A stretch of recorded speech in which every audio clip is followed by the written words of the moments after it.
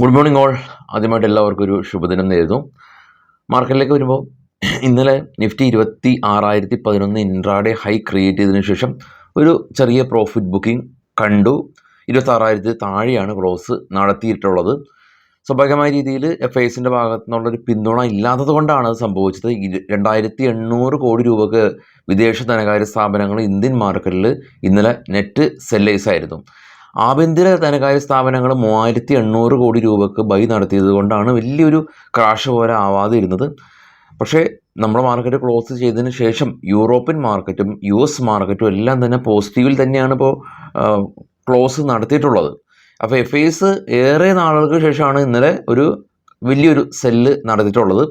അപ്പോൾ 26,000 എന്ന് പറയുന്ന റേഞ്ച് എങ്ങനെയാണ് 25,000 ഒരു റെസിസ്റ്റൻസ് സോണായി നിലനിന്നത് കുറച്ച് നാളെങ്കിലും കൂടിയും. അപ്പോൾ 26,000 അങ്ങനെയൊക്കെ വരുമെന്നാണ് ഒരു എക്സ്പെക്റ്റേഷൻ.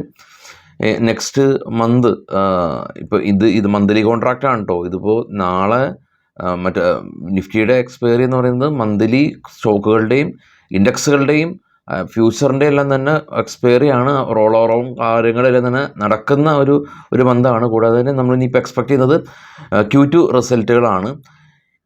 ഇനിയിപ്പോൾ ട്രേഡ് ചെയ്യുന്ന ഏഷ്യൻ മാർക്കറ്റിലോ ഇപ്പോൾ ട്രേഡ് ചെയ്യുന്ന വലിയ സിവിയർ പ്രശ്നം ഇൻ ദ സെൻസ് യുദ്ധമൊന്നും ഇതുവരെ എഫക്റ്റ് ചെയ്തിട്ടില്ല ഗ്ലോബൽ മാർക്കറ്റിനെ.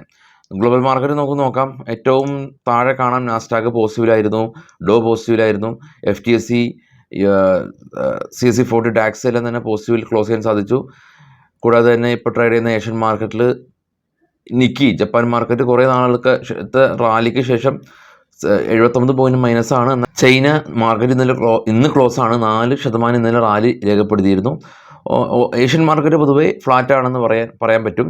ഏറ്റവും ടോപ്പിൽ ബിറ്റ്കോയിൻ 64,000 എന്ന റേഞ്ചിലാണ്. US മാർക്കറ്റിൽ ലിസ്റ്റ് ചെയ്ത ഇന്ത്യൻ കമ്പനികളിൽ ഇൻഫോസിസും വിപ്രോയിലും ഫർദറായിട്ടുള്ള മൂവ്മെൻറ്റ് കണ്ടില്ല. എന്നാൽ ഫോളോ ഒന്നും കണ്ടിട്ടില്ല. സ്റ്റോക്കുകളുടെ കുറച്ച് വാർത്തകളിലേക്ക് നമുക്ക് വരികയാണെങ്കിൽ ആദ്യം ഈസി ട്രിപ്പ് പ്ലാനേഴ്സാണ്. ഇവിടെ പ്രൊമോട്ടേഴ്സ് ഗ്രൂപ്പ് ഏകദേശം 8.5% സ്റ്റേക്ക് ബ്ലോക്ക് ഡീലിലൂടെ വിൽക്കുകയാണ് എന്നുള്ള ന്യൂസ് ഉണ്ട്. ഡെൽറ്റ കോർപ്പിനെ സംബന്ധിച്ചുള്ള ഇമ്പോർട്ടൻ്റ് ന്യൂസ് ഉള്ളത് ഡെൽറ്റ കോർപ്പിൻ്റെ ഈ ഒരു ഹോസ്പിറ്റാലിറ്റി റിയൽ എസ്റ്റേറ്റ് ബിസിനസ് ഇവർ ഡീമെർജ് ചെയ്യുകയാണ്.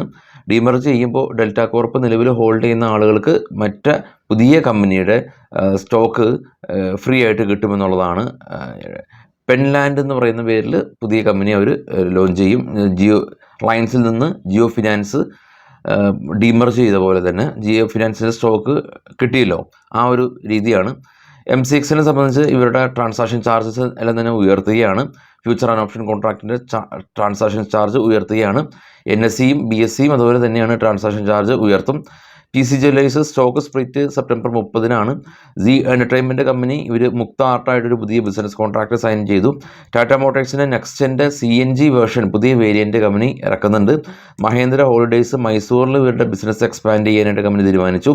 സർദ എനർജി കമ്പനി ഇവരുടെ പ്രൊഡക്ഷൻ കപ്പാസിറ്റി ഉയർത്തുകയാണ് എന്നുള്ള ന്യൂസ്. അരിഹോം പൈപ്പ് കമ്പനി ഇവർ ഫണ്ട് റൈസ് ചെയ്യുന്നുണ്ട്. ബോണ്ട് ഇഷ്യൂ ചെയ്തിട്ട് 700 കോടി രൂപ ഫണ്ട് റൈസ് ചെയ്യുന്നുണ്ട്. ക്രാഫ്റ്റ്മാൻ ഓട്ടോ കമ്പനി ഇവർ സൺബീൻ ലൈറ്റ് വെയ്റ്റ് സൊല്യൂഷൻ്റെ പൂർണ്ണമായിട്ടും ഈ ഒരു കമ്പനീനെ അക്യൂർ ചെയ്തു. മസഡോൺ ഡോക് ഷിപ്പ് ബിൽഡേഴ്സ് കമ്പനി ഇവരുടെ പുതിയ പ്ലാന്റ് ഇവർ ഡെൻമാർക്കിൽ പുതിയ പ്ലാന്റ് അക്യൂർ ചെയ്തു. അപ്പോൾ അവിടെ നിന്ന് കൊമേഴ്ഷ്യൽ പ്രൊഡക്ഷൻ കമ്പനി ആരംഭിക്കുമെന്നുള്ള വാർത്തകളാണ് ഉള്ളത്. മറ്റുള്ള ന്യൂസുകൾ നമ്മുടെ ടെലിഗ്രാം ചാനലിൽ നമ്മുടെ ട്രേഡ് ബഡി എന്ന് പറഞ്ഞാൽ നമ്മുടെ ട്രേഡിംഗ് ടാബിലും ലഭ്യമാണ്. രണ്ടിലെയും ലിങ്ക് വീഡിയോയുടെ ഡിസ്ക്രിപ്ഷനിലുണ്ട്. വീഡിയോയുടെ താഴെ മോറിൽ ക്ലിക്ക് ചെയ്ത ഡിസ്ക്രിപ്ഷനിലേക്ക് പോകാൻ സാധിക്കും. അപ്പോൾ എല്ലാവർക്കും ശുഭദിനം. Thank you all.